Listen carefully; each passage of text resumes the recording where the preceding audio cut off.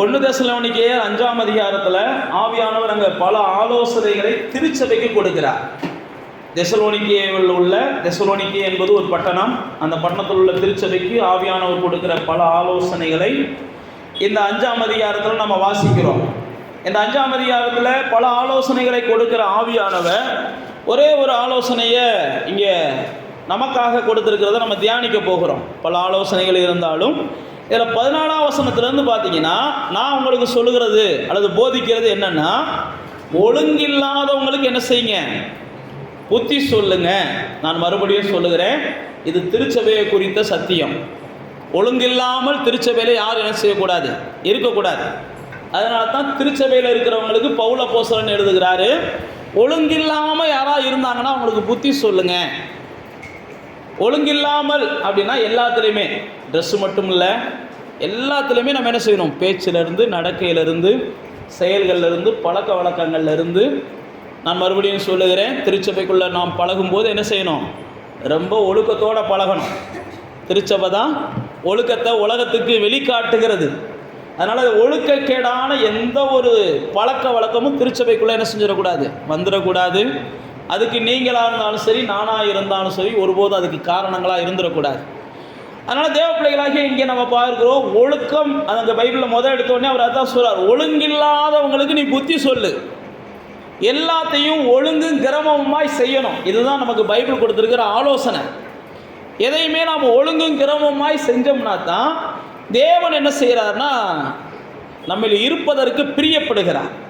தேவனை நீங்கள் எடுத்துக்கிட்டிங்கன்னா ஒரு ஆரம்பத்திலிருந்தே எல்லாவற்றையும் ஒழுங்கும் கிரமமா நேர்த்தியாக, முதலாவது நாள் எதை படைக்கணும், 2வது நாள் எதை படைக்கணும், 3வது நாள் எதை படைக்கணும், 4வது நாள் எதை படைக்கணும், 5வது நாள் எதை படைக்கணும், 6வது நாள் எதை படைக்கணும், 7வது நாள் என்ன செஞ்சுருக்கணும், ஓய்ந்திருக்கணும்.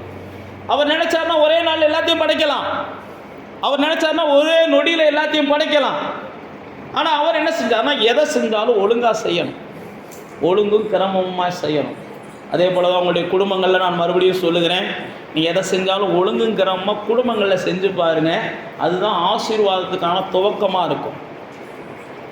காலையில் 5 மணிக்கு எழும்பணும்னா ஒரு குடும்ப ஸ்திரீயாக இருந்தாலும் யாராக இருந்தாலும் 5 மணிக்கு எழும்பணும். 7 மணிக்குள்ளே டீ குடிக்கணும் அப்படின்னா 7 மணிக்குள்ளே டீ குடிக்கணும். 9 மணிக்குள்ளே சாப்பிடணும் அப்படின்னா 9 மணிக்குள்ளே சாப்பிடணும். இதெல்லாம் ஒழுங்கோட சேரக்கூடியது தான், ஒழுங்கோட சேரக்கூடியது தான். அதனால் நான் மறுபடியும் சொல்லுகிறது அதுதான், உங்களுடைய வீடுகளுக்கு வரும்போது யார் வந்தாலும் உங்கள் வீட்டை பார்த்தோன்னே என்ன செய்யணும், துணி வைக்கிற இடத்துல இருக்குது, பாத்திரம் வைக்கிற இடத்துல இருக்குது, இதுவா எல்லாமே ஒழுங்குங்கிறவமாக இருக்கணும். அப்போ தான் கர்த்தர் உங்களை என்ன செய்வார்னா பார்த்து ஆசீர்வதிப்பார். அது பாட்டு கண்ட இடத்துல கிடந்துச்சுனாலே கர்த்தருடைய பிள்ளைகளுக்கு அது அழகு கிடையாது. கர்த்தருடைய பிள்ளைகள் என்ன செய்யணும், உலகத்துக்கு நாம் தான் முன்மாதிரிகள். உலகத்தார் நம்முடைய வீட்டுக்குள்ளே வரும்போதே சொல்லணும், பாருங்கள் கர்த்தருடைய பிள்ளைகளுடைய வீடு எவ்வளவு அழகாக இருக்குன்னு பாருங்கன்னு சொல்லணும். நீங்கள் பார்த்தீங்கன்னா பிழையாம் இஸ்ரவேல் ஜனங்கள் வனாந்தரத்தில் இருக்கிறதை பார்த்தபோது பைபிளில் போட்டிருக்கு, அவன் அந்த ஜனத்தை பார்த்த உடனே இந்த ஜனம் என்ன செய்யுது, மற்ற ஜனத்தோடு கலவாது இருக்கிற ஒரு தூய்மையான ஜனமாக தெரியுது அப்படின்னு சொல்லுவான். இந்த ஜனங்கள் பார்த்தீங்கன்னா பைபிளில் போட்டிருக்கு, வெட்டுக்கிளிகள் பவுஞ்சா ராஜா இல்லைன்னா கூட ஒழுங்காக போகும். அதனால தான் ஆண்டவர் என்ன செய்கிறாருன்னா வெட்டுக்கிளிகளுக்கு ஒரு முக்கியத்துவம் கொடுத்து வச்சுருக்கிறார்.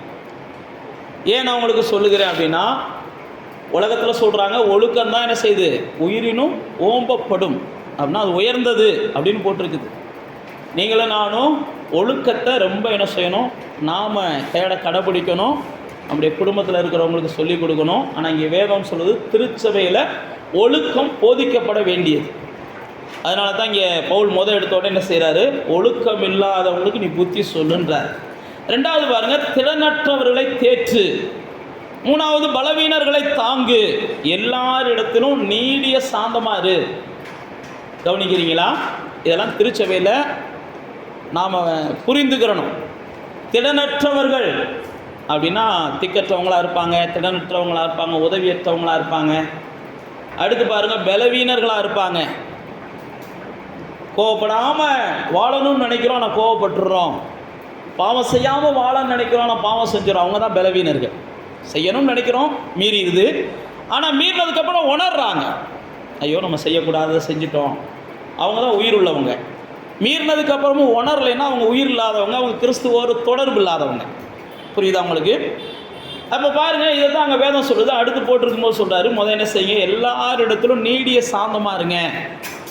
நல்லா தெரிந்து கொள்ளுங்க, தேவ பிள்ளைகளுடைய அலங்காரமே சாந்தம்னு பவுல் அப்போஸ்தலன் எழுதுகிறார், பேதுரு அப்போஸ்தலன் எழுதுகிறார். நீங்களும் நானும் தேவ பிள்ளைகள் அப்படின்னா முதல்ல நாம் என்ன செய்யணும், சாந்தம் உள்ளவங்களாக இருக்கணும். கோபம் பைபிள் பிரகாரம் அது ஒரு பாவம். கோபத்தை பைபிள் என்ன செய்யுதுன்னா முடிஞ்ச அளவுக்கு கட்டுப்படுத்துவதற்கு நமக்கு கற்றுக் கொடுக்கிறது. முற்கோபத்தை பைபிள் வன்மையாக கண்டிக்குது. நீதிமொழிகளை நீங்கள் வாட்சி பார்த்தீங்கன்னா முற்கோபியை குறித்து பயங்கரமாக கண்டிக்கும். அதனால் முற்கோபம் தேவ பிள்ளைகளுக்கு வரவே கூடாது. கோபம் வரும்போது பைபிளில் போட்டிருக்கு கொஞ்சம் கண்ட்ரோல் பண்ணணும். அடுத்து இங்கே போட்டிருக்கு முடிஞ்ச அளவுக்கு நீங்கள் கிறிஸ்தவ பிள்ளைகள் அழகானவர்கள் அப்படின்றத அவங்க சாந்த குணம் தான் வெளிப்படுத்துதான். உங்களுடைய அலங்காரங்கள் அல்ல. பவுல் அப்படி தான் சொல்கிறாரு, பேதுரு அப்படி தான் சொல்கிறாரு. உங்களுடைய அலங்காரங்கள் அல்ல, உங்களுடைய சுபாவங்கள் தான் நீங்கள் அழகுள்ளவர்களாக உங்களை வெளிப்படுத்துதான். அப்போ தேவ பிள்ளைகள் நானும் நீங்களும் என்ன செய்யணும், முடிஞ்ச அளவுக்கு சாந்தத்தை அந்த நாட்களில் கொண்டு வரணும். இன்றைக்கி நமக்கு சாந்தம் கொண்டு சாந்தமாக இருப்பதற்கான சூழ்நிலைகள் எல்லாமே எதிராக தான் இருக்குது. ஒரு குடும்பத்தில் ஒரு நாள் நீங்கள் பாருங்கள், நான் இன்றைக்கி கோவப்படாமல் இருக்கணும்னு தீர்மானம் பண்ணி நீங்கள் வாழ்ந்துட்டீங்கன்னா, உண்மைக்கே நான் உங்களுக்கு சொல்கிறேன், கர்த்தருடைய கிருபை உங்கள் மேலே பெருக ஆரம்பிச்சிடும். அதுக்கு நீங்கள் முடிவு எடுக்கணும். நான் என்ன சூழ்நிலை வந்தாலும் இன்றைக்கி என்ன செய்ய மாட்டேன், கோவப்படாமல் நான் பொறுமையாக எல்லார்ட்டையும் பேச போகிறேன் அப்படின்னு நீங்கள் முடிவு எடுத்து பாருங்களேன். அப்படியே கர்த்தர் உங்களுக்கு கிருபை கொடுக்க ஆரம்பிப்பார். அதை தான் பைபிளில் போட்டிருக்கு. நீங்கள் என்ன செய்யுங்க, சாந்த குணத்தை வெளிப்படுத்துங்கள். இயேசுவே சொல்கிறாரு, நான் நீடிய மகா சாந்தமுள்ளவராக இருக்கிறேன், என்கிட்ட வந்து கற்றுக்கொள்ளுங்கள்.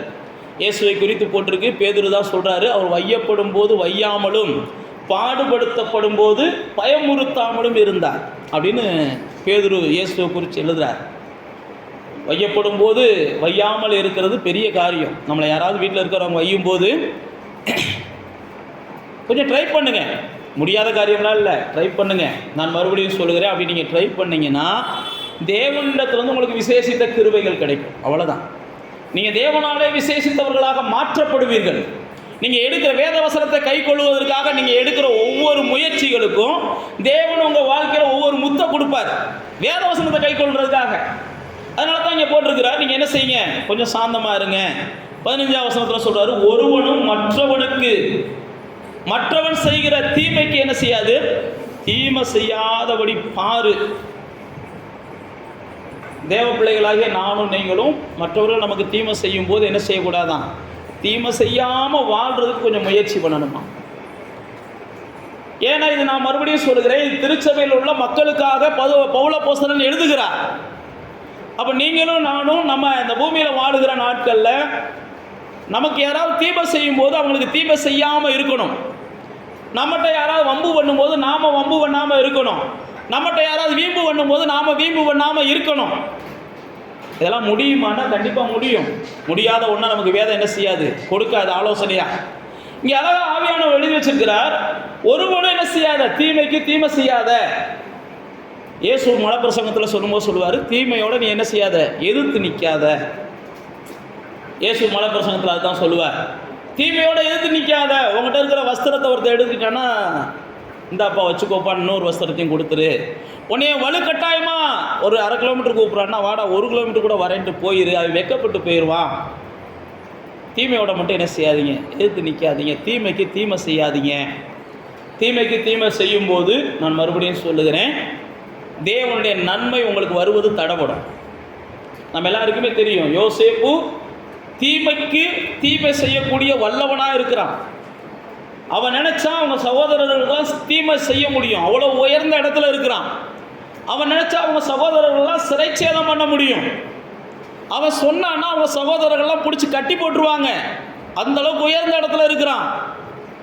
ஆனால் தீமை நம்ம யோசேப்பு என்ன செஞ்சார், நீங்கள் எல்லாம் எனக்கு தீமை செஞ்சீங்க, அந்த தீமையெல்லாம் நான் சகிச்சு கொண்டதுனால கர்த்தர் எனக்கு நன்மை செஞ்சாருப்பா. இன்னைக்கு பாரு, தீமை செஞ்ச நீங்கள் கீழே இருக்கிறீங்க, தீமையை சகிச்சு கொண்ட நான் பாரு உங்களுக்கு மேலாக இருக்கிறேன் அப்படின்னு யோசேப்பு சொல்லுவார். அதனால தான் நான் உங்களுக்கு சொல்லுகிறேன், இந்த பூமியில் வாழுகிற நாட்களில் தீமைகளை என்ன செய்யுங்க, சகிச்சுக்கோங்க.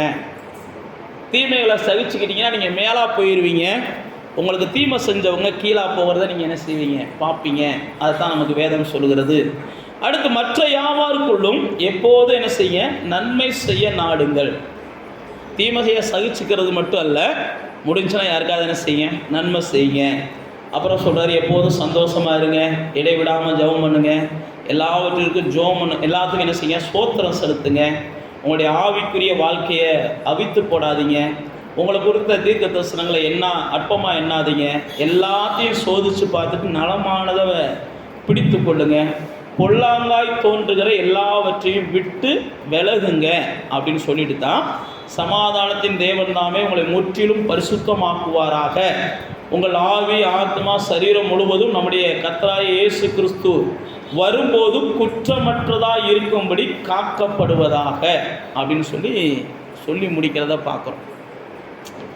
ஆண்டவர் வரும்போது குற்றமற்றதா நம்முடைய ஆவி, ஆத்மா, சரீரம் இருக்கணும் அப்படின்னா இப்படி சொல்லப்படுகிற ஆலோசனைகளால் நீங்கள் கவனிங்க அப்படின்னு இங்கே பவுல் தன்னுடைய திருச்சபைக்கு எழுதுகிறார். இன்றைக்கி நாம் இந்த ஆலோசனைகளில் ஒரே ஒரு ஆலோசனையை, அதுவும் குறிப்பாக உங்களுக்கெல்லாம் பிடித்தமான ஒரு ஆலோசனையை தான் நம்ம தியானிக்க போகிறோம். தீமை செய்யாதீங்க, நன்மை செய்யுங்க, சாந்தமாக இருங்க, இதெல்லாம் எல்லாருக்கும் பிடிக்காது. ஆனால் ஒரு ஆலோசனை எல்லாத்துக்கும் பிடிக்கும். எந்த ஆலோசனை? சந்தோஷமாக இருக்கணும், எப்பயும் சந்தோஷமாக இருக்கணும். அதுக்கு என்ன ஆலோசனை, அதை சொல்லுங்கள், மற்றதெல்லாம் விட்டுருங்க. எப்பயும் நான் சந்தோஷமாக இருக்கணும், அதுக்கு என்ன ஆலோசனை, அதை சொல்லுங்கள் அப்படின்னு எல்லாருடைய இருதயமே என்ன செய்யும், நாடுகிறது தான். இதைத்தான் இன்றைக்கி நம்ம தியானிக்க போகிறோம். அது அந்த இடத்துல எந்த வசனத்தில் போட்டிருக்கு? 1 தெசலோனிக்கேயர் 5ஆம் அதிகாரம் 16ஆம் வசனம் போட்டிருக்கு பாருங்க. எப்போது என்ன செய்யுங்க, சந்தோஷமாக இருங்க. இப்போ தேவ பிள்ளைகளாகிய நானும் நீங்களும் ஒன்றை புரிந்து கொள்ளணும். தேவன் விரும்புகிறது என்னன்னா, நானும் நீங்களும் எப்பயும் சந்தோஷமாக இருக்கணும். சந்தோஷமாக இருப்பதற்கு தேவன் முதல்ல நமக்கு என்ன செய்கிறாருன்னா, மனம் திரும்புதல் அல்லது ரட்சிப்பின் அனுபவம் தான் ஒரு மனுஷனை முதல்ல சந்தோஷத்துக்குள்ளே கொண்டு போகிறது. சந்தோஷம் என்பது மோசே சொல்கிறார், அநித்தியமான பாவங்களினால் வருகிற சந்தோஷம். அந்த சந்தோஷம் வேதத்தில் சொல்லுகிற பிரகாரம் அது உங்களுக்கு வெட்கத்தையும் துக்கத்தையும் கொடுக்கும். பாவ சந்தோஷம் என்னைக்கு இருந்தாலும் ஒரு நாள் உங்களை வெட்கப்படுத்தும். பாவம் எந்த ஜனத்துக்கும் இகழ்ச்சி அப்படின்னு பைபிளில் போட்டிருக்கு. பாவம் செய்கிறவர்கள் கண்டிப்பாக ஒரு நாள் கர்த்தரால் காட்டி கொடுக்கப்படுவாங்க. பாவம் செய்கிறவர்கள் கண்டிப்பாக கர்த்தர், பாவ சந்தோஷத்தை விரும்புகிறவர்கள் கர்த்தரால் மட்டுமல்ல அவங்க குடும்பத்தாராலும் ஒரு நாள் ஒதுக்கப்படுவாங்க. பாவ சந்தோஷத்தை விரும்புகிறவர்கள் நிச்சயமாக ஒரு நாள் வரும், அவர்கள் பிள்ளைகள் அவங்களை அவமதிப்பாங்க. இன்னைக்கு தெரியாது. பாவ சந்தோஷத்தை யார் விரும்பினாலும் வேதம் அப்படி தான் சொல்லுது, பாவம் எந்த ஜனத்துக்கும் இகழ்ச்சி. இன்னைக்கு உங்கள்கிட்ட பலன் இருக்கிறதுன்றதுனால, இன்னைக்கு உங்கள்கிட்ட சூழ்நிலைகள் இருக்கிறதுனால நீங்கள் பாவ சந்தோஷத்தை அதிகமாக நாடலாம். ஆனால் வேதம் சொல்லுகிறது, பாவ சந்தோஷம் எந்த ஜனத்திற்கும் ஒரு இகழ்ச்சியை கொடுக்கும். அதனால தான் வேதத்தில் பல இடங்களில் போட்டிருக்கு, பாவம் செய்கிறவங்க வெட்கப்படுவாங்க, துக்கப்படுவாங்க. இப்போ நமக்கு அது கான்செப்ட் அல்ல. அதனால் பாவத்தினால் வருகிற சந்தோஷத்தை தேவ பிள்ளைகள் நம்ம நாடக்கூடாது. மோசே சொல்லும்போது சொல்கிறாரு, அநித்தியமான பாவ சந்தோஷங்கள். அந்த வசனத்தை வாசிங்க. எபிரேயருக்கு வாங்க, 11ஆம் அதிகாரத்துக்கு வாங்க. எபிரேயர் 11ஆம் அதிகாரம். இப்போ நீங்கள் எடுத்துருக்கிற அடுத்து ஒரு 2வது புஸ்தகம் தான், ரொம்ப தேடாதீங்க. எபிரேயர் 11ஆம் அதிகாரத்தில் வந்தீங்கன்னா அநித்தியமான பாவ சந்தோஷம் அழகாக அங்கே ஆவியானவர் எழுதி வைத்திருக்கிறார். 11ஆம் அதிகாரம் 25ஆம் வசனத்தில்,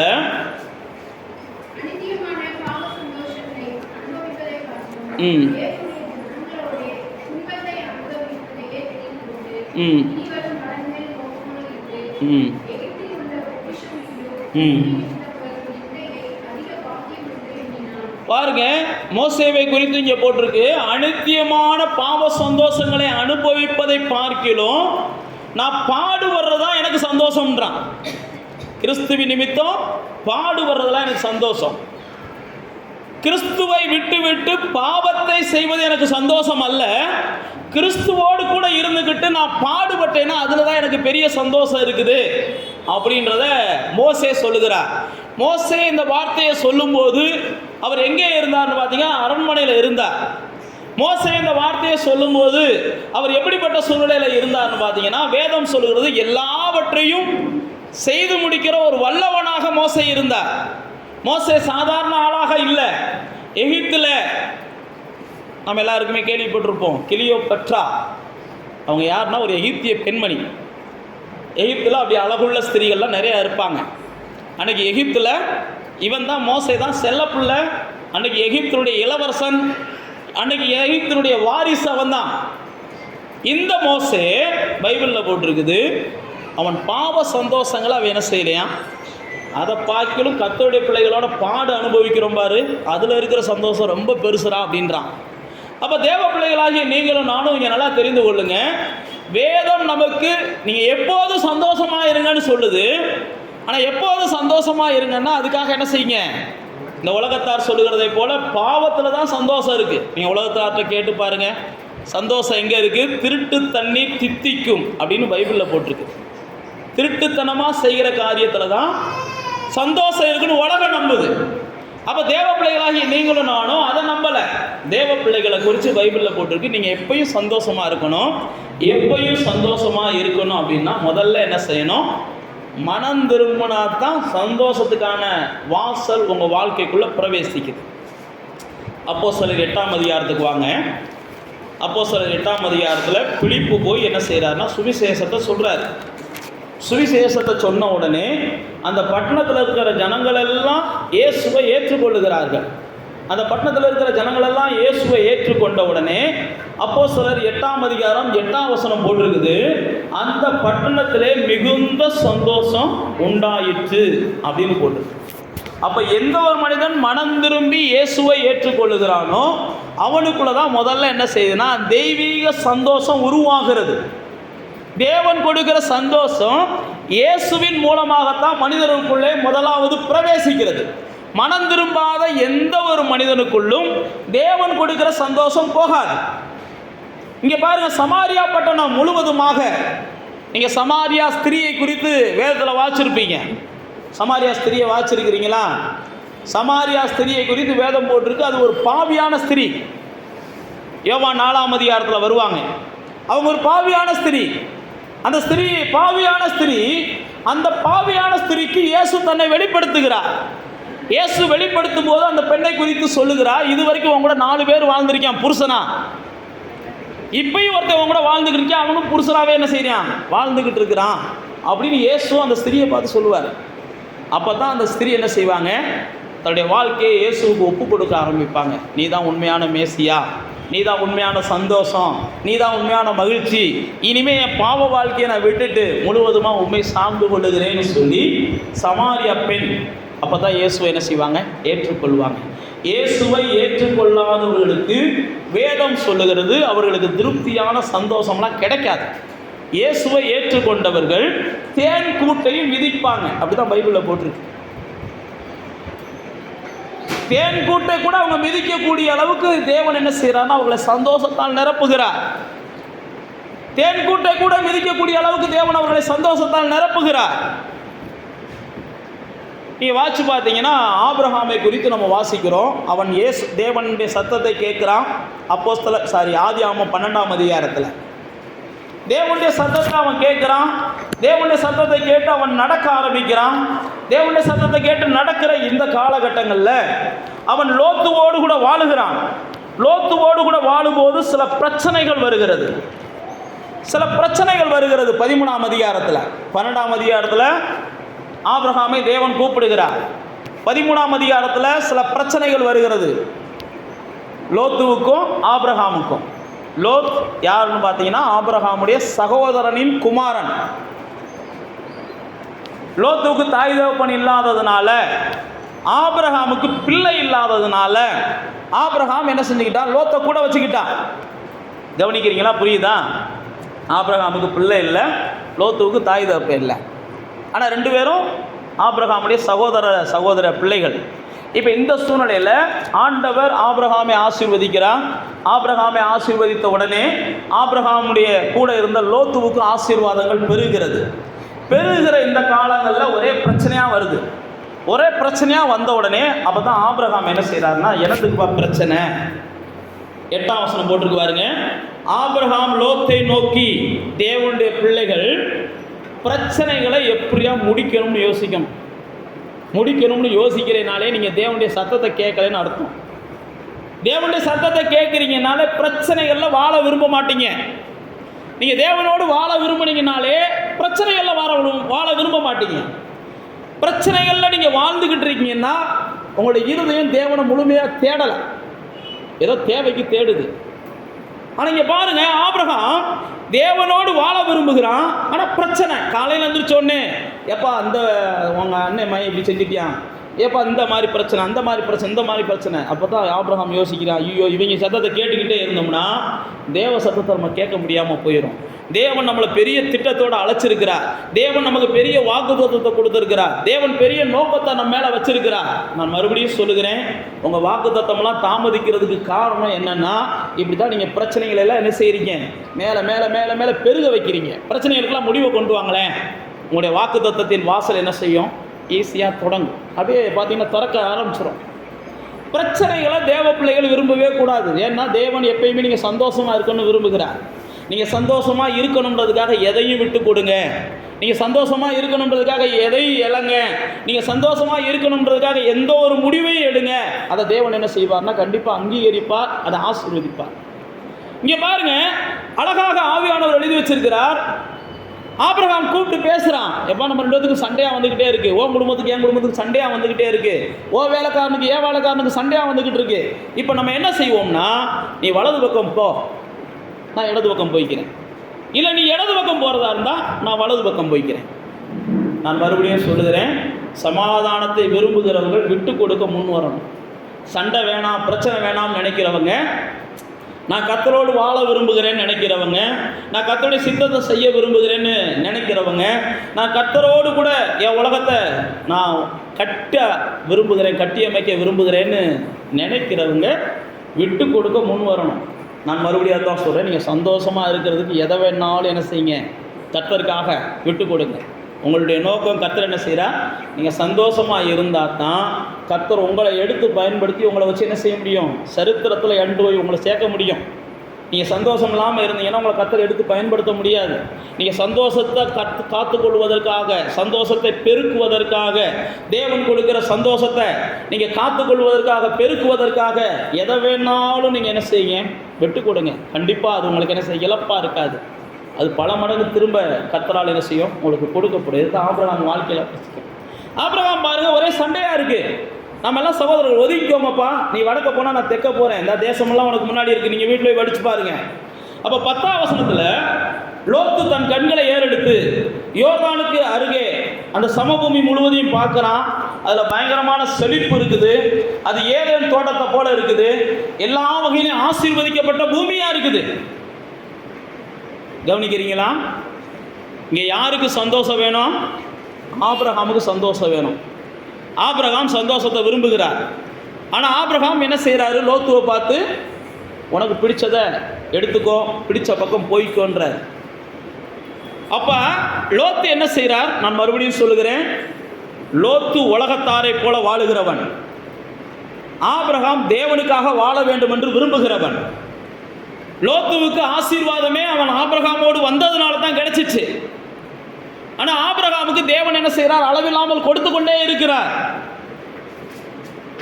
லோத்து ஒரு வாலிப பையன், ஆபிரகாம் ஒரு முதிர்ந்த ஆளு. மறுபடியும் நான் உங்களுக்கு சொல்லுகிறேன், யார் கொஞ்சம் முதிர்ச்சியாக இருக்கிறாங்களோ அவங்க தான் முக்கியமாக என்ன செய்யணும், சில முடிவுகளை எடுக்கணும். பக்குவம் இல்லாத ஆளுகளை முடிவு எடுக்க விடக்கூடாது. பக்குவம் இல்லாத ஆளுகள் என்ன செய்யணும், போகிற போக்கில் போக விட்டுறணும். இந்த பக்கம் போறியா போய்க்கோ, இந்த பக்கம் போறியா போய்க்கன்று. இல்லைன்னா நீங்கள் பிரச்சனையை முடிச்சு விட்டாலும் அந்த பிரச்சனை என்ன செய்யும், திரும்ப உங்களை தொடரும். பிரச்சனையை முடிச்சு விட்டாலும் அது உங்களை தொடரும். அதனால தான் ஆபிரகாம் தெளிவாக எடுக்கிறான், என்ன வேணாலும் எடுத்துக்கோ. பைபிளில் போட்டிருக்கு, அவன் பார்க்கும்போது ஏதேன் தோட்டத்தை போல இருந்தது, அவன் இந்த பக்கத்தை எடுத்துக்கிறான், இதுதான் வேணும்னு எடுத்துக்கிறான்.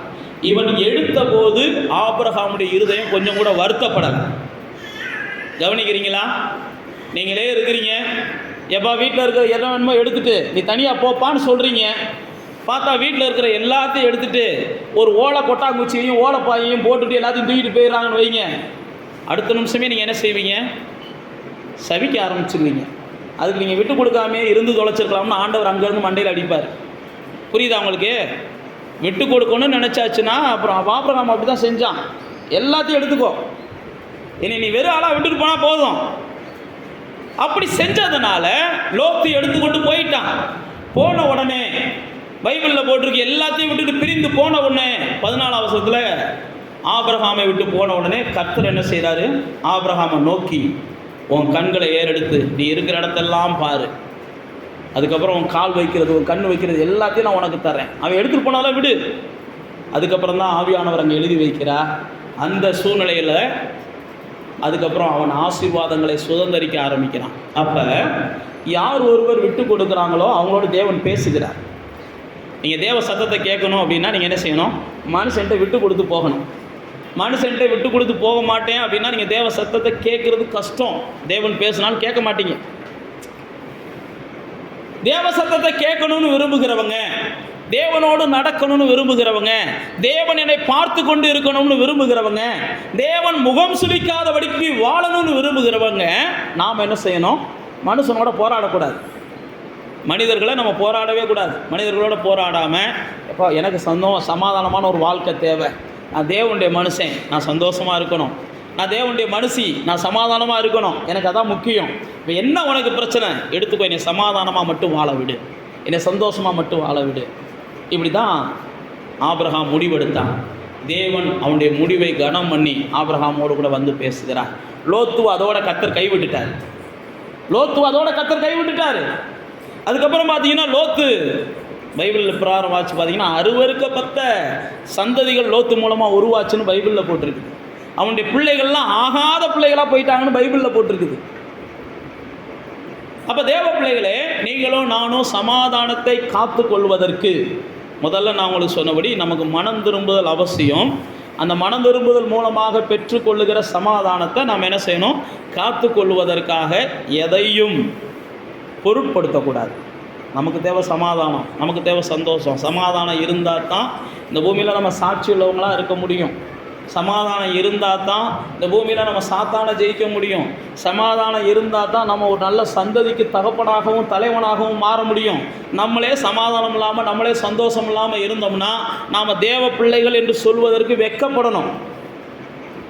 மனம் திரும்பின நானும் நீங்களும் என்ன பாடுபட்டுனாலும் சமாதானத்தையும் சந்தோஷத்தையும் என்ன செய்யணும், காத்து கொள்ளணும், பெருக்க பண்ணணும். இப்போ பாருங்கள், சமாரியா பட்டணத்தில் இயேசு போனதுனால சந்தோஷம் வருது.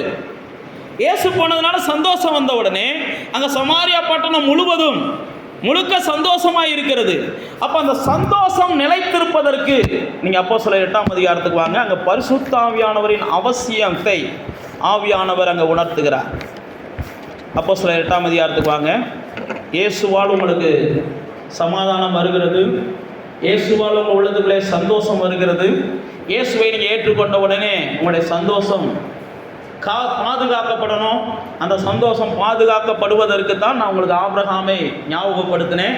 எதை வேணாலும் விட்டு கொடுத்துட்டு தேவன் கொடுத்த சந்தோஷத்தை என்ன செஞ்சிடாதீங்க, ஆமாம், இழக்காமல் இருந்துக்கோங்க. தேவன் கொடுத்த சந்தோஷத்தை நீங்கள் இழந்துட்டீங்கன்னா தாவீது கதறினதை போல் கதறணும். தாவீது ஒரு நாள் கதறான், ஆண்டவரே என்னுடைய ரட்சணிய சந்தோஷம் என்னை விட்டு போயிருச்சு. தாவீதுக்கு ஏன் ரட்சணிய சந்தோஷம் போயிடுச்சுன்னா, பைபிள் போட்டிருக்கு, அவன் பாவ சந்தோஷத்தை நாடுனான், அதனால் ரட்சிப்பின் சந்தோஷம் எடுக்கப்பட்டுச்சு. அப்போ பாவ சந்தோஷத்தை ரட்சிக்கப்பட்டவர்கள் நாடினார்களே, ஆனால் நான் மறுபடியும் சொல்லுகிறேன், ரட்சிப்பின் சந்தோஷம் தேவன் அவங்களுக்கு தேவையில்லைன்னு எடுத்துருவார். அப்போ ரட்சிக்கப்பட்டவங்க ஒருபோதும் பாவ சந்தோஷத்தை நாடக்கூடாது. அப்போ இந்த பாவ சந்தோஷத்தை நாடி ரட்சிப்பின் சந்தோஷத்தை இழந்ததுனால தாவீது தன்னுடைய 51வது சங்கீதத்தில் சொல்கிறேன், எனக்கு திரும்ப என்ன செய்யுங்க, ரட்சிப்பின் சந்தோஷத்தை தாங்க. நீங்கள் ரட்சிக்கும் போது எனக்கு இருந்த சந்தோஷம் வேணும், எனக்கு உற்சாகம் இல்லை, எனக்கு உற்சாகத்தின் ஆவியை கொடுங்க அப்படின்னு கேட்பான். அப்போ தேவ பிள்ளைகளே, நமக்குள்ளே தேவன் கொடுக்கிற சந்தோஷத்தை பாதுகாத்துக் கொள்வதற்கு நாம் எதை வேணாலும் இழக்கலாம்.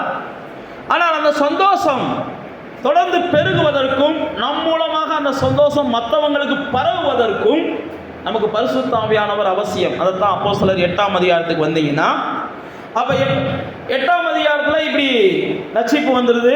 ரட்சிப்பு வந்த உடனே எல்லாரும் அங்கே இருக்கிறாங்க. அப்பொழுது பேதுருவும் யோவானும் வர்றாங்க. 14ஆம் வசனத்தில் பேதுருவும் யோவானும் வந்த உடனே அவங்கள பார்த்து கேட்குறாங்க, பரிசுத்த ஆவியை பெற்றீர்களா? 8ஆம் வசனம் போட்டிருக்கு, எல்லாரும் சந்தோஷமாக இருக்காங்க. எல்லாரும் சந்தோஷமாக இருந்தால் மட்டும் போதாது, அந்த சந்தோஷம் பரிசுத்த ஆவிக்குள்ளே என்ன செய்யணும், பெருகணும். ஏன்னா கலாத்தியரில் சொல்லும்போது சொல்கிறாரு, ஆவியின் கனிகளில் ஒன்று தான் என்னது? சந்தோஷம். ஆவியின் கனிகளில் ஒன்று தான் சந்தோஷம். 5ஆம் அதிகாரம் 22ஆம் வசனத்தை வாசித்து பார்த்தீங்கன்னா, ரோமரில் எழுதும்போது சொல்கிறார், புசிப்பும் குடிப்பும் அல்ல, பரிசுத்தாவினால் உண்டாகிற சந்தோஷம் தான் பரலோக சந்தோஷம். ஏதோ புசிச்சோம் குடித்தோம் அதுதான் சந்தோஷம் நினைச்சவங்க தான் லோத்துவி நாட்கள் வாழ்ந்தாங்க. புசிச்சோம் குடித்தோம் அதுதான் சந்தோஷம் உண்டு இருந்தவங்க தான் நோவாவின் காலத்தில் வாழ்ந்தாங்க. புசிச்சோம் குடித்தோம் அதுதான் சந்தோஷம்னு சொல்லி இயேசு வருவதற்கு முன்பாக எல்லா மனுஷனுடைய மனநிலையும் அப்படி மாறும்னு வேதம் நமக்கு சொல்லுது. வேதம் சந்தோஷம் எதில் தான் இருக்குது? புசிப்புலையும் குடிப்புலையும் தான் இருக்குன்னு மக்கள் நம்புகிறான் பாருங்க. அதுதான் உலகம் அழிவுக்கு காரணம் அப்படின்னு வேதம் நமக்கு சொல்லுது. நோவாவின் காலத்தில் அப்படி தான் இருந்தாங்க, லோத்துவின் காலத்தில் அப்படி தான் இருந்தாங்கன்னு போட்டிருக்குது. அதனால் புசிப்பும் குடிப்பும் சந்தோஷம் அல்ல, பரிசுத்த ஆவியினாலே உங்களுக்குள்ளே சந்தோஷம் வரணும் அப்படின்னு சொல்லி ஆவியானவர் இங்கே எழுதி வைத்திருக்கிறார். அப்போ பரிசுத்த ஆவியினால் உண்டாகிற சந்தோஷம், நான் மறுபடியும் சொல்லுகிறேன், அது மற்றவங்களுக்கு என்ன செய்யும்? சந்தோஷத்தை கொடுக்கறதா மாறும், உங்களை மாற்றும். நீங்கள் பரிசுத்த ஆவியினால் உண்டாகிற சந்தோஷத்தை பெற்றுக்கொண்டீங்கன்னா இயேசுவினால் வருகிற சந்தோஷம் உங்களை சந்தோஷப்படுத்தும். பரிசுத்த ஆவியானவர் உங்களுக்குள்ளே வந்ததுக்கப்புறம் அந்த சந்தோஷம் உங்கள் மூலமாக மற்றவங்களுக்குள்ளே என்ன செய்யும்? பரவ ஆரம்பிக்கும். நீங்கள் அநேகருடைய சந்தோஷத்துக்கு என்ன செய்வீங்க? அடித்தளம் இடுகிறவர்களாக இருப்பீங்க. அநேகருடைய சந்தோஷத்துக்கு நீங்கள் அடித்தளம் இடுகிறவர்களாக இருப்பீங்க. இதைத்தான் பரிசுத்த ஆவியானவரை குறித்து இங்கே வேதம் நமக்கு எழுதப்பட்டிருக்கிறது. இங்கே பார்த்தீங்கன்னா அப்போஸ்தலர் 8ஆம் அதிகாரத்திலேயே அங்கே ஞானஸ்நானம் பெற்று கரையேறிய உடனே 39ஆம் வசனம் போட்டிருக்குது. ஞானஸ்நானம் பெற்று கரையேறிய உடனே அங்கே என்ன செஞ்சானா, மந்திரி சந்தோஷத்தோடே போனான். 39ஆம் வசனம். அப்போ தேவ பிள்ளைகளாகிய நானும் நீங்களும் நல்லா தெரிந்து கொள்ளணும். மந்திரியாக இருக்கலாம், பெரிய பெரிய வாகனங்களை வச்சிருக்கலாம், அதில் இருக்கிற சந்தோஷத்தை காட்டிலும் இயேசுவுக்கு தன்னை ஒப்பு கொடுத்து ஒருத்தர் ஞானஸ்தானம் எடுக்கிறான் பாருங்க, அதில் இருக்கிற சந்தோஷம் தான் பெரிய சந்தோஷம்னு வேதம் நமக்கு காண்பிக்குது. அது ஒரு பெரிய மந்திரி, ஒரு பெரிய அமைச்சர், அவன் கந்தாகே மந்திரி. அவனை குறித்து பைபிள் அப்படி தான் போட்டிருக்கு. அவன் மந்திரியாக இருந்தபோது அவனுக்கு சந்தோஷம் இருந்ததா தெரியலை. அவன் மந்திரியாக இருந்தபோது அவனுக்கு பெரிய சந்தோஷம் இருந்ததா வேதம் காமிக்கலை. பணக்காரனாக இருந்திருக்கலாம், பதவியில் இருந்திருக்கலாம், ஆனால் அது எல்லாத்தை காட்டிலும், மோசே சொன்னான் பாருங்க, எல்லாத்தை காட்டிலும் கிறிஸ்துவுக்காக பாடுபடுறதுல சந்தோஷம் இருக்குவார், அது பெரிய சந்தோஷம் தான். இதைத்தான் இங்கே மந்திரி வாழ்க்கையில் பார்க்குறோம். அவன் ஞானஸ்நானம் பெற்று கரையேறிய உடனே அவன் சந்தோஷத்தோடே வீட்டுக்கு திரும்பி போனான். நீங்கள் பார்த்தீங்கன்னா இதே அப்போஸ்தலர் 16ஆம் அதிகாரத்தில் இதே பவுல் அப்போஸ்தலனை சிறைச்சாலை தலைவன் அடிப்பான். அடித்து அவனை காயப்படுத்தி அவனை ஒரு ஓரமாக என்ன செய்வான்? கட்டி வச்சிருப்பான். அப்படி கட்டி வச்சிருந்த போது பவுல் அப்போஸ்தலன் என்ன செய்வான்? ஆண்டவருக்கு நன்றி சொல்லி துதித்து பாடிக்கொண்டு இருப்பான். இது 16ஆம் அதிகாரம். இப்படி பாடிக்கொண்டு இருக்கும்போது திடீர்னு தேவன் என்ன செய்வார்னா, சிறைச்சாலை கதவுகளை அதிர பண்ணி உடைச்சு அதில் பவுலோட கட்டுக்கள், கைதிகளுடைய கட்டுக்களை எல்லாம் வெளியேற்றி விடுவார். அப்படி வெளியேற்றின உடனே அந்த சிறைச்சாலையின் தலைவனாய் இருந்தவன் தன்னைத்தானே குத்தி கொள்வதற்கு முயற்சி பண்ணுவான், தன்னைத்தானே கொலை செய்து கொள்வதற்கு. நான் மறுபடியும் சொல்லுகிறேன், பதவியில் இருக்கலாம், அதிகாரத்தில் இருக்கலாம், ஆண்டவர் இல்லாதவன் எப்போ வேணாலும் தற்கொலை பண்ணிக்கிடுவான். பதவி இருக்குது, பணம் இருக்குது, எல்லாம் இருக்குது அப்படிலாம் இல்லை. ஆண்டவர் இல்லைன்னா அவன் அல்ப ஆயுசில் போயிடுவான். ஆண்டவர் இருக்கிறவங்க எப்போயும் தற்கொலையை பற்றி எண்ணவே கூடாது. தற்கொலையை பற்றி எண்ணீங்க அப்படின்னா நீங்கள் என்ன செய்கிறீங்க? ஆண்டவரை உங்களை விட்டு என்ன செஞ்சிட்டீங்க? தூரமாக்கிட்டீங்கன்னு அர்த்தம். ஆண்டவர் நல்லா தெரியுதா? ஆண்டவருடைய பிள்ளைகள் தற்கொலையை குறித்து ஒருபோது எண்ணக்கூடாது. நான் தற்கொலை பண்ணிக்கிறேன் போறேன்ற வார்த்தையை ஆண்டவர் பிள்ளைகள் வாயில நம்ம பயன்படுத்தக்கூடாது. ஆண்டவருடைய பிள்ளைகள் நீடித்த நாட்கள் வாழ்ந்திருக்கணும். முதிர் வயதிலேயே அவங்க புஷ்டியும் பசுமையாக இருக்கணும்.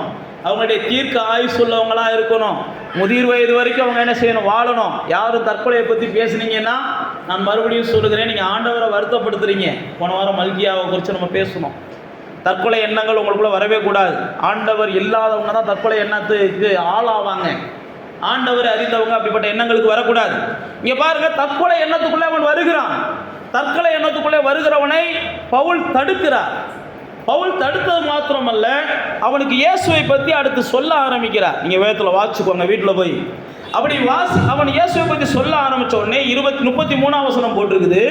அந்த ராத்திரியிலே அவங்களை அழைத்து கொண்டு போய் அவங்கள காயங்களை கழுவி அவர்களுடைய என்ன செஞ்சானா, அனைவரும் ஞான ஸ்நானம் பெற்றார்கள், அவனும் அவனுடையவர்கள் அனைவரும்.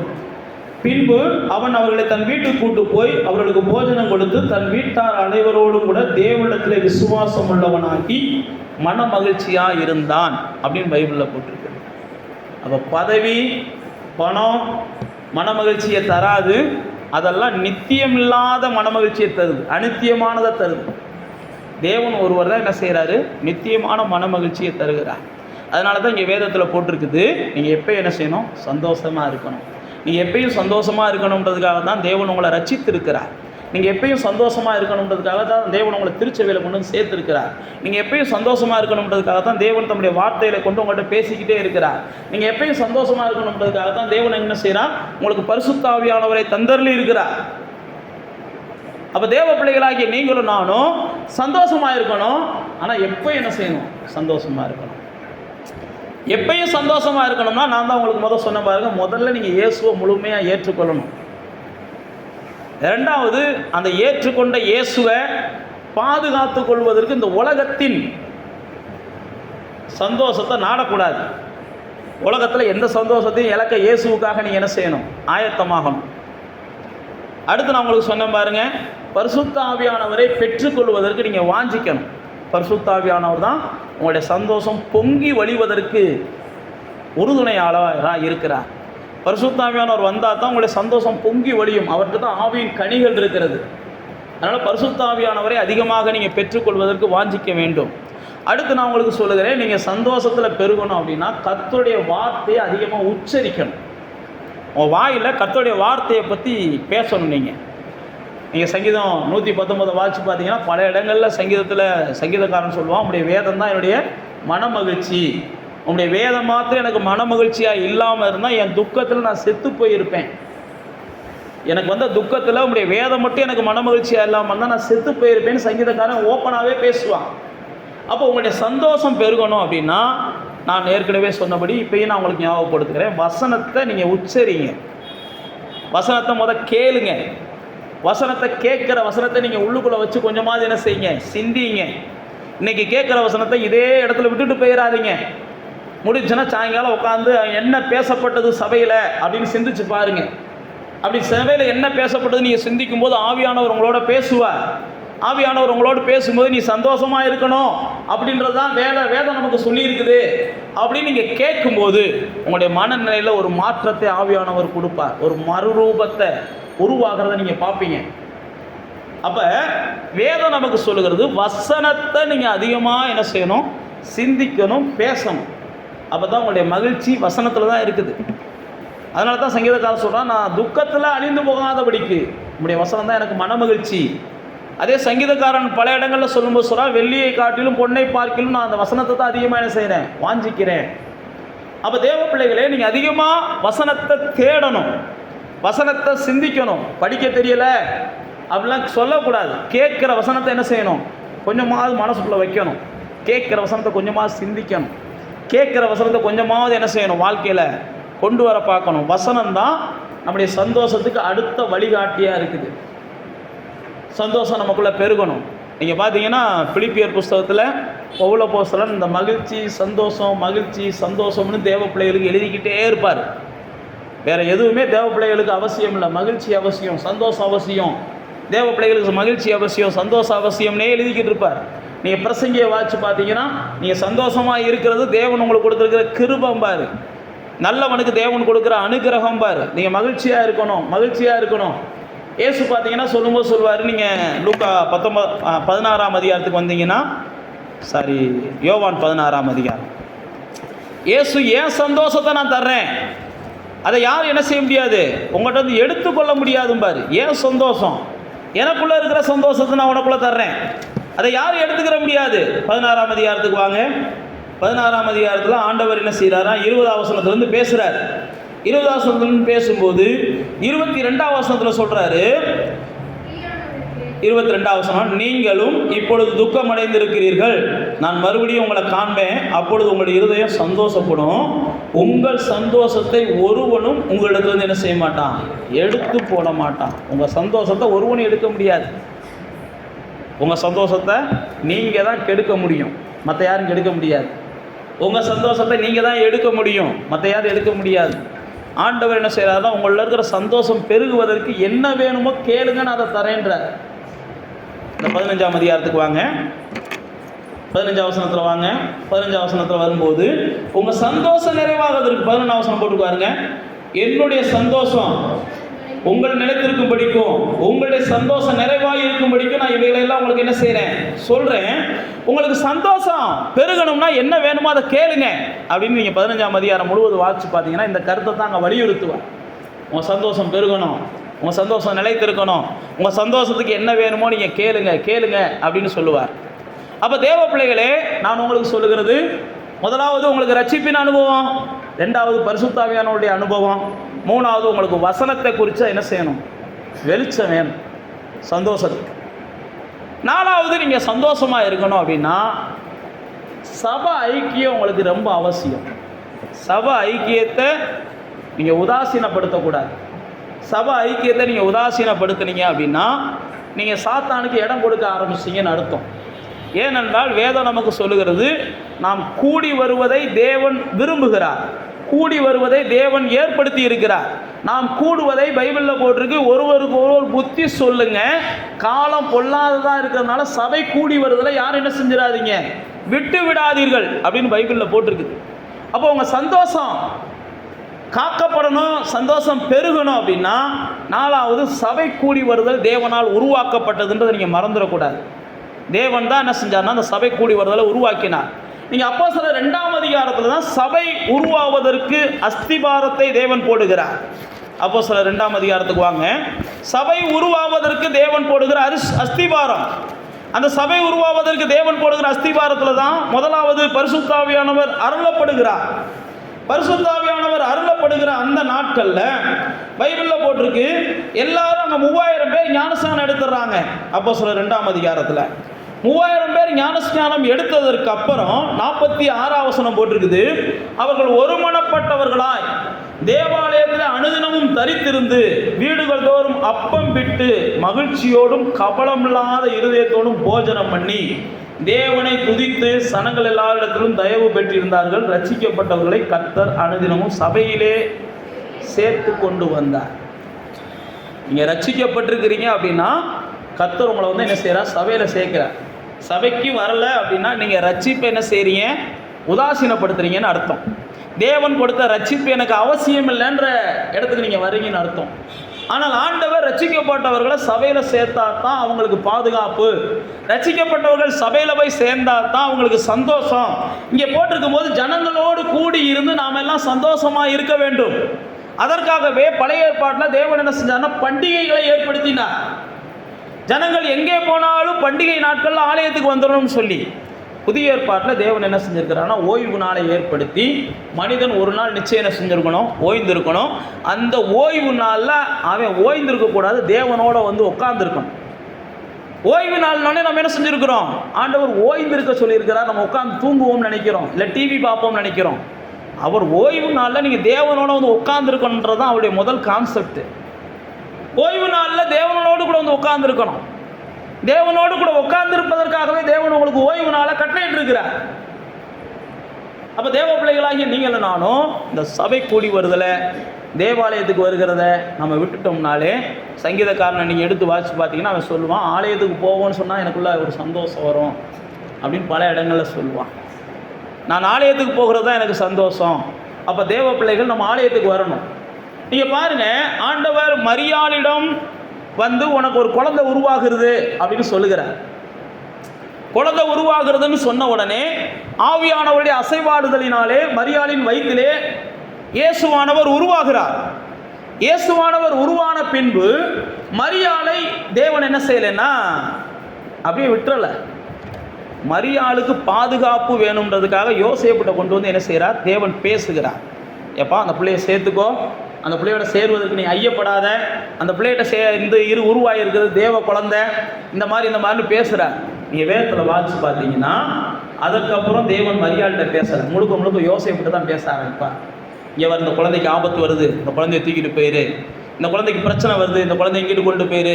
நீங்கள் 2ஆம் அதிகாரம் மத்தேயு 2ஆம் அதிகாரத்தை வாசித்து பார்த்தீங்கன்னா தெரியும். மத்தேயு 2ஆம் அதிகாரம் முழுவதும் யோசேப்புட்டு ஆண்டவர் பேச ஆரம்பிச்சிருவார். ஏன் நான் உங்களுக்கு சொல்லுகிறேன்னா, இதுதான் திருச்சபை. ரட்சிக்கப்பட்டவர்களை தேவனையே ஆலயத்துக்கு கொண்டு வருகிறார் அப்படின்னா, மரியாளை வழிநடத்துவதற்கும் மரியாளுக்குள் உருவாயிருந்த இயேசுவை பாதுகாப்பதற்கும் தேவன் யோசேப்பை பயன்படுத்தினதை போலதான் உங்களுக்குள்ளே உருவாகி இருக்கிற அந்த இயேசுவை அல்லது ரட்சிப்பை பாதுகாத்துக் கொள்வதற்கும் உங்களுக்கு வழிகாட்டுவதற்கும் தேவன் என்ன செய்கிறார்? திருச்சபை ஊழியரை பயன்படுத்துகிறார். அந்த யோசேப்பு ஒரு ஊழியக்காரனுக்கு சமமானவன். யோசேப்புக்கும் அந்த மரியாளுக்குள்ள உருவான குழந்தைக்கும் சம்பந்தம் கிடையாது. மரியாளுக்குள்ள உருவான குழந்தைக்கு காரணம் தேவன். இப்போ உங்களுக்குள்ள உண்டான ரட்சிப்புக்கு காரணம் தேவன். உங்களுக்குள்ள உண்டான ரட்சிப்புக்கு நான் காரணம் கிடையாது. இயேசுவின் மூலமாக நீங்கள் ரட்சிக்கப்பட்டிருக்கிறீங்க. இயேசுவால் நீங்கள் ரட்சிக்கப்பட்டிருக்கிறீங்க. உங்களுக்குள்ள உண்டாயிருக்கிற அந்த ரட்சிப்பு பாதுகாக்கப்படணும், அந்த ரட்சிப்பு பரிபூர்ணப்படணும், அந்த ரட்சிப்பின் சந்தோஷத்தை நீங்கள் அனுபவிக்கணும்.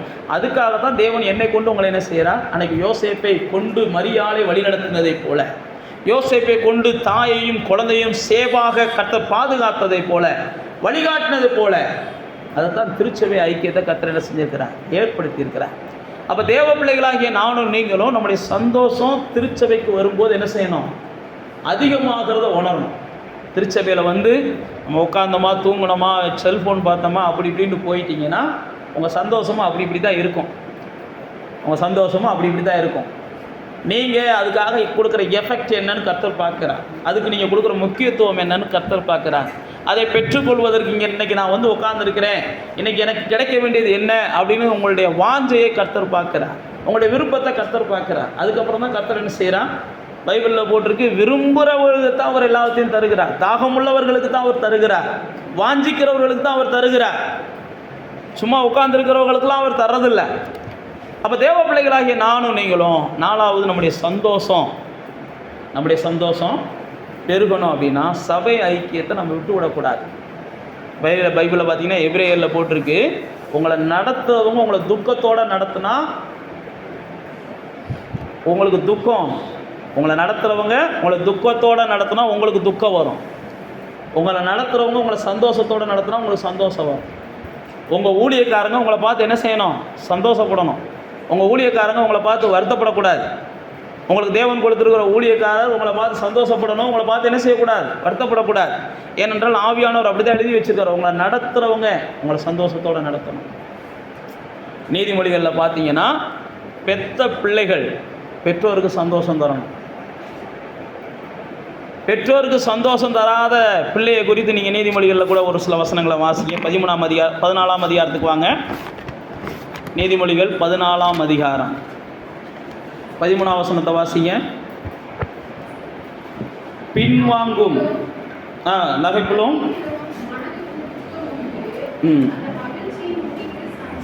ஓகே, அதுக்கு அடுத்து நான் சொல்லிக் கொடுக்குறேன். 23-24 வாசிங்க. 23-24 வாசிங்க.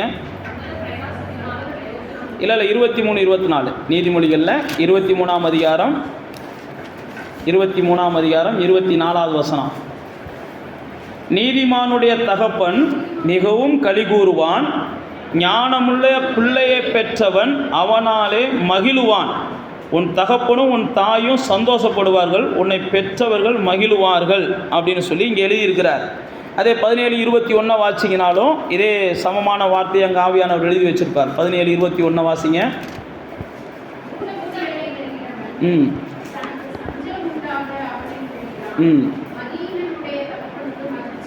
பாருங்க, மதியீனனுடைய தகப்பனுக்கு மகிழ்ச்சி இல்லை, மூடனை பெற்றவன் என்ன செய்கிறான்? சஞ்சலப்படுகிறான். அங்கே சொல்லும்போது சொல்கிறாரு, உன் தகப்பன் சந்தோஷமாக இருக்கணும்னா நீ கொஞ்சம் என்ன செய்? ஞானமாயிரு. இது குடும்பத்துக்கு மாத்திரமல்ல, திருச்சபைக்கும் போகிறோம். குடும்பத்திலையும் நான் உங்களுக்கு மறுபடியும் சொல்லுகிறேன், உங்களுடைய பிள்ளைகள் சந்தோஷத்தை உங்களுக்கு கொடுக்கணும். அதுக்கு நீங்கள் தான் என்ன செய்யணும்? அதுக்கு பொறுப்பாக இருந்து அவங்கள வளர்க்கணும், அவங்கள ஞானம் உள்ளவங்களாக வளர்க்கணும். அதே மாதிரி தான் இங்கே பெற்றோரை போட்டிருக்குது. பெற்றோர்கள் என்ன செய்கிறாங்க? அவங்க சந்தோஷமாக இருக்கணும். இதைத்தான் இங்கே ஆவியானவர் என்ன செய்கிறார்னா, குடும்பத்தை போல தான் நடத்துகிறவர்கள் சந்தோஷமாக இருக்கணும். விசுவாசிகள் என்ன செய்யணும், எல்லாவற்றிலும் ஞானம் உள்ளவங்களாம் நடந்து கொள்ளணும். இப்போ நம்ம வாட்ச் அதுக்கு அடுத்த வசனத்திலே போட்டிருக்கு பாருங்க, மன மகிழ்ச்சி நல்ல ஔஷதம் அப்படின்னா அது ஒரு நல்ல மருந்து, அதுதான் ஆரோக்கியம் தரக்கூடியது. எந்த அளவுக்கு நீங்கள் சந்தோஷமாக இருக்கீங்களோ அந்த அளவுக்கு உங்களுக்கு ஆரோக்கியம் இருக்கும் அப்படின்னு அங்கே ஆவியானவர் எழுதி வச்சிருக்கிறார். இன்னொரு இடத்துல போடும்போது மனமகிழ்ச்சி என்ன செய்யுது, நல்ல ஔஷதம்னு போட்டிருக்கிறது மாதிரியே முகமலர்ச்சியை கொடுக்கும் மனமகிழ்ச்சி அப்படின்னு ஆவியானவர் இதே நீதிமொழிகளில் எழுதி வைத்திருக்கிறார். அப்போ தேவ பிள்ளைகளே, உங்களை பெற்றவங்க துக்கப்படக்கூடாது, உங்களை நடத்துகிறவங்க துக்கப்படக்கூடாது. இது ரெண்டையும் நீங்கள் செஞ்சால் தான் தேவன் உங்களை சந்தோஷமாக வச்சிருக்கிறதுக்கான அர்த்தம் நிறைவேறும். தேவன் உங்களை சந்தோஷப்படுத்துகிறார். ஆனால் தேவன் உங்களை சந்தோஷப்படுத்துவதற்காகத்தான் இதெல்லாம் செய்து கொண்டு இருக்கிறார்.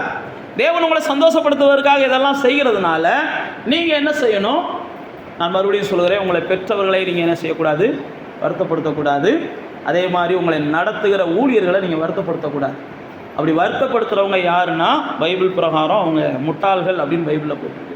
புத்தி கொஞ்சம் சுயாதீனமற்றவர்கள் அப்படின்னு பைபிளில் போட்டிருக்கு. இன்னும் கொஞ்சம் சொல்லணும்னா அவங்க பக்குவம் இல்லாதவங்கன்னு பைபிளில் போட்டிருக்கு. அப்போ தேவ பிள்ளைகளே, நான் மறுபடியும் சொல்லுகிறது தான், நீங்கள் எப்பயும் சந்தோஷமாக இருக்கணும். நீங்கள் எப்பயும் சந்தோஷமாக இருக்கணுன்றதுக்காக தான் கர்த்தர் என்ன செஞ்சுருக்கிறார், உங்களுக்கு மனம் திரும்புதலை கொடுத்துருக்கிறார். ஏன்னா மனம் திரும்புகிற ஒரு பாவிய நிமித்தம் பரலோகத்தில் மிகுந்த சந்தோஷம் உண்டாகும். மனம் திரும்புகிற ஒரு பாவிய நிமித்தம் மிகுந்த சந்தோஷம் உண்டாகும். மனம் திரும்புகிற மனிதர்கள், நான் சொன்னபடி கந்தாகை மந்திரியாக இருந்தாலும் சரி, சமாரியா பட்டணமாக இருந்தாலும் சரி, அந்த சிறைச்சாலைக்கார தலைவனாக இருந்தாலும் சரி, சமாரியா பெண்ணாக இருந்தாலும் சரி, சகேயுவாக இருந்தாலும் சரி, இந்த மாதிரி ஏராளமான அவங்களுக்கு சொல்லலாம். மனம் திரும்பினவர்கள் எல்லாம் சந்தோஷப்பட்டார்கள். அப்போ நீங்கள் முதல்ல என்ன செய்யணும், இந்த இயேசுவை ஏற்றுக்கொண்டதற்காக சந்தோஷப்பட்டீங்கன்னா தான் நீங்கள் மனம் திரும்பி இருக்கீங்கன்னு அர்த்தம். அப்படிலாம் எனக்கு ஒன்றும் தெரியலையே அப்படின்னா நீங்கள் இன்னும் மனம் திரும்பலைன்னு அர்த்தம். மனம் திரும்பி இருந்தால் இயேசுவை ஏற்றுக்கொண்டதுக்காக என்ன செய்யும், உங்கள் இருதயம் சந்தோஷப்படும். ரெண்டாவது நான் உங்களுக்கு சொன்னேன், இந்த சந்தோஷம் பாதுகாக்கப்படணும்னா பரிசுத்த ஆவியானவர் நமக்கு ரொம்ப அவசியம். அடுத்து நான் உங்களுக்கு சொன்னேன், வசனத்தை குறித்து அதிகமாக என்ன செய்யணும், சிந்திக்கணும். அடுத்து நாலாவது உங்களுக்கு சொன்னேன், உங்களுடைய சந்தோஷம் பாதுகாக்கப்படுவதற்காக தான் தேவன் என்ன செய்கிறார், இப்படிப்பட்ட கூடுகைகளை ஏற்படுத்தி இருக்கிறார். அப்போ தேவ பிள்ளைகளை, நீங்களும் நானும் என்ன செய்யணும், எப்பயும் சந்தோஷமாக இருக்கணும். நாம் சந்தோஷமாக இருக்கக்கூடாதுன்றதுக்காக பிசாசு அவன் பல காரியங்களை செய்வான். ஆனால் நீங்களும் நானும் இயேசு சொல்றார் பாருங்க, எவராலும் எடுக்க முடியாத சந்தோஷத்தை நான் உங்களுக்கு என்ன செஞ்சுருக்கிறேன், கொடுத்துருக்கிறேன். எவராலும் எடுக்க முடியாத சந்தோஷத்தை நான் உங்களுக்கு கொடுத்துருக்கிறேன். நீங்கள் சந்தோஷமாக இருந்தால் தான் பைபிள் போட்டிருக்கு, நீங்கள் போகும்போது பிசாசுகள் ஓடும். நீங்கள் சந்தோஷமாக இருந்தால் தான் நீங்கள் போகும்போது பிசாசுகள் ஓடும். நீங்கள் பிசாசை பார்த்து பயப்பட மாட்டீங்க. இயேசுடைய சீசர்கள் போகிற இடங்களெல்லாம் பிசாசுகள் ஓடிச்சு. இயேசுகிட்ட சொல்கிறாங்க, நாங்கள் போன இடத்துலலாம் பிசாசு எங்களை பார்த்து ஓடிச்சுன்னு சொல்கிறாங்க.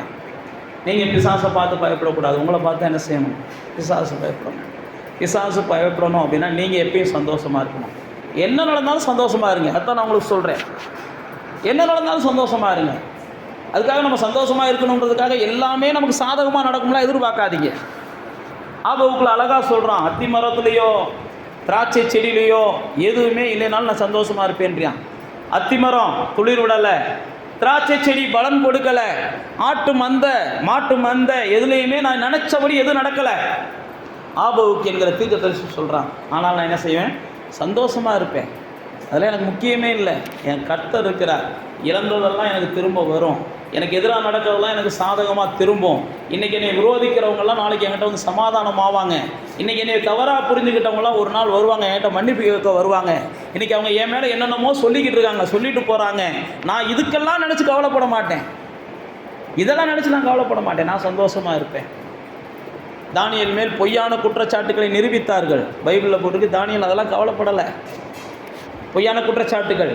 தாவீதை தவறாய் புரிந்து கொண்டு அவங்க மாமனார் என்ன செஞ்சார், பல வகையில் துன்பப்படுத்தினார். ஆனால் தாவீது அதை பொருட்படுத்தலை. மாமனாரை துன்பப்படுத்தக்கூடிய சூழ்நிலை வந்தபோது கூட அவன் துன்பப்படுத்தலை. யோசேப்பு செய்யாத குற்றத்துக்காக அவன் தண்டனை அனுபவித்தான். ஆனால் அவங்களாம் வருத்தப்படலை. நான் அதுதான் உங்களுக்கு சொல்லுகிறேன். எல்லாமே சாதகமாகலாம் இல்லை, என்னமும் நடந்துட்டு போகுது. நான் சந்தோஷமாக இருப்பேன். நீங்கள் இருந்து பாருங்கள், நிச்சயமாக அந்த சந்தோஷம் என்ன செய்யும், நிலைத்திருக்கும். அது பெருகும். அந்த சந்தோஷம் அநேகருக்கு கடந்து போகிறதையும் நீங்கள் பார்ப்பீங்க. அப்படியே கண்களை மூடி தேவனை நோக்கி பார்ப்போம். வாங்க, என்னதான் நேர்ந்தாலும் என்ன சூழ்நிலை வந்தாலும் நான் சந்தோஷமாக இருப்பேன். நான் தேவனுடைய பிள்ளை. எனக்குள்ள தேவன் சந்தோஷத்தை கொடுத்துருக்கிறார். தேவன் கொடுத்துருக்கிற சந்தோஷத்தை பிசாசானவன் சேதப்படுத்த முடியாது. தேவன் கொடுத்துருக்கிற சந்தோஷத்தை கொல்லாதவர்கள் சேதப்படுத்த முடியாது. தேவன் கொடுத்துருக்கிற சந்தோஷத்தை தீயவர்கள் எடுக்க முடியாது. தேவன் கொடுத்துருக்கிற சந்தோஷத்தை எந்த பிரச்சனையும் சேதப்படுத்தாது. தேவன் எனக்கு கொடுத்துருக்கிற சந்தோஷம் அது மகாபலம் உள்ளது. தேவன் எடுத்து கொடுத்துருக்கிற சந்தோஷம் மகாபலம் உள்ளது. அன்னைக்கு அவனை பவுலை அடித்து துன்பப்படுத்தி கட்டி வச்ச போது கூட அவன் சந்தோஷத்தோடு கூட தேவனுக்கு சங்கீதம் பாடுகிறான். அவன் சந்தோஷத்தோடு கூட தேவனுக்கு சங்கீதம் பாடுனதுனால தேவன் அந்த இடத்துல என்ன செஞ்சார்? சிறைச்சாலைகளை எல்லாம் அதிர பண்ணினார். அதனால் என்ன நடந்தாலும் நீங்கள் சந்தோஷப்படுங்க. என்ன நடந்தாலும் சந்தோஷப்படுங்க. சூழ்நிலை கொஞ்ச நேரத்தில் மாறுறதை நீங்கள் பார்ப்பீங்க. அன்றைக்கி சந்தோஷப்பட்ட அந்த நம்ம பவுல் கொஞ்ச நேரத்தில் சூழ்நிலை மாறிச்சு. அடித்தவன் வந்து என்ன செய்கிறான்? அழுகிறான். ஐயோ, உன்னை போய் நான் அடிச்சிட்டனே, என்னை மன்னிச்சுக்கோன்னு அழுகிறான். என்ன நடந்தாலும் சந்தோஷப்படுங்க. தேவ பிள்ளைகள் என்ன நடந்தாலும் சந்தோஷப்படுங்க. தேவன் பார்த்துக்கிட்டு இருக்கிறாரு, சந்தோஷப்படுங்க. கண்டிப்பாக அடித்தவங்க வந்து அழுகிறத நீங்கள் பார்ப்பீங்க. காயப்படுத்தினவங்க வந்து அழுகிறத பார்ப்பீங்க. உங்கள்கிட்ட வந்து பணிந்து போகிறத பார்ப்பீங்க. குடிந்து நிற்கிறத பார்ப்பீங்க. இது நடக்குது, இது நடக்குதுன்னெலாம் தேவ பிள்ளைகள் நினைக்கக்கூடாது. தேவ பிள்ளைகள் எல்லாத்தையும் தேவன் பார்த்து கொண்டு இருக்கிறார். எல்லாவற்றிற்கும் தேவன் ஒரு முடிவை தருவார். நான் சந்தோஷமாக இருப்பேன். ஆண்டவரே, நான் இன்னும் பலப்படணும். ஆண்டவரே, இன்னும் நான் உம்மிடத்தில் மகிழ்ச்சியாக இருக்கணும்ப்பா. இன்னும் நான் இதெல்லாம் நினச்சி, இந்த கவலைகளை நினச்சி, இந்த பாரத்தை நினச்சி, இந்த பிரச்சனையை நினச்சி, இந்த தேவையை நினச்சி, இந்த வியாதியை நினச்சி நான் அழுகக்கூடாதுப்பா. நான் புலம்பக்கூடாதுப்பா. நான் எப்பயும் சந்தோஷமாக இருக்கணும். அதுக்கு தான் எனக்கு புது உலகத்தை கொடுத்துருக்குறீங்க, புது வாழ்க்கையை கொடுத்துருக்குறீங்க. நித்திய மகிழ்ச்சி என் தலையில் இருக்கணும். சஞ்சலமும் தவிப்பும் ஓடி போகணும். மீட்கப்பட்டவர்கள் மேலே அப்படின்னு பைபிளில் போட்டிருக்குது. நான் சந்தோஷமாக இருப்பேன்னு ஒப்பு கொடுங்க. புதிய மாதத்துக்குள்ளே சந்தோஷத்தோடு பிரவேசிக்க. உங்கள் சந்தோஷத்துக்கு எது இடையூறு பண்ணியிருந்தாலும் இப்போ விட்டுருங்க. அன்றைக்கி நம்ம ஆபிரகாம் செஞ்சார் பாருங்க. என் சந்தோஷத்தை இதெல்லாம் பாதிக்குது, இதெல்லாம் இனிமேல் நான் என்ன செய்கிறேன்? விட்டுறேன். சந்தோஷத்தை பாதிக்கிற எல்லாத்தையும் நான் இப்போயே மறந்துடுறேன். வேணுமோ என்ன வேணாலும் எடுத்துக்கோ, எனக்கு சந்தோஷம்தான் முக்கியம் அப்படின்னு ஆபிரகாம் நின்னான். ஆண்டவரை வேண்ட பேசினார். இந்த மாதத்தை முடிக்க போகிறீங்க, எத்தனை பேர் சந்தோஷம் இல்லாமல் இருக்கீங்கன்னு எனக்கு தெரியாது. சந்தோஷத்துக்காக எத்தனை பேர் போராடுறீங்கன்னு எனக்கு தெரியாது. ஆவியானவருக்கு தான் தெரியும். சந்தோஷத்தை பாதுகாத்து கொள்வதற்கு நீங்கள் என்னென்னலாம் முயற்சி பண்ணுறீங்கன்னு ஆவியானவருக்கு தான் தெரியும். தேவன் கொடுக்குற சந்தோஷத்தை ருசிக்க முடியாததுனால தான் பாவ சந்தோஷத்தை சில நேரத்தில் நீங்கள் தேட வேண்டிய நிர்பந்தம் வருது.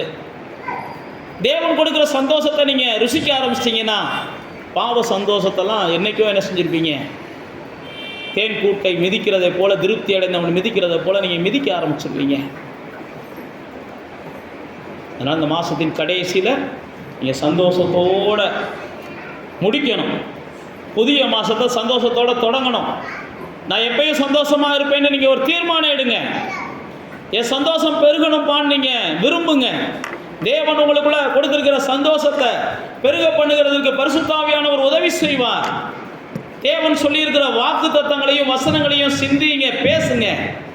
தேவனுடைய ஆலயத்தில் சொல்லப்படுகிறதையும் தேவனுடைய ஆலயத்துக்கு வருகிறதையும் கொஞ்சம் என்ன செய்யுங்க? உற்சாகமாக இருங்க, கவனிங்க. நீங்கள் சந்தோஷமாக இருப்பீங்க. புதிய மாதம் உங்களுக்கு சந்தோஷமாக துவங்கட்டும்னு சொல்லி இயேசுவின் நாமத்தில் நான் ஆசீர்வதிக்கிறேன். பிதாவே, உம்முடைய பிள்ளைகளுடைய சஞ்சலமும் தவிப்பும் இந்த நேரமே மாறி போகட்டும். உம்முடைய பிள்ளைகள் தலையிலையும் குடும்பத்திலையும் மகிழ்ச்சி இந்த நேரம் முதல் கொண்டு பெருகட்டும் என்று நாங்கள் ஆசீர்வதிக்கிறோம்ப்பா. நித்திய மகிழ்ச்சி உம்முடைய பிள்ளைகள் தலையில் இருக்கும்னு சொன்ன வாக்கு தத்துவம் நிறைவேறட்டும்ப்பா. எப்போதும் உம்முடைய பிள்ளைகள் சந்தோஷமாக இருக்க உம்முடைய நல்ல ஆவியானவர் உதவி செய்வீராக என்று நாங்கள் ஆசீர்வதிக்கிறோம்ப்பா.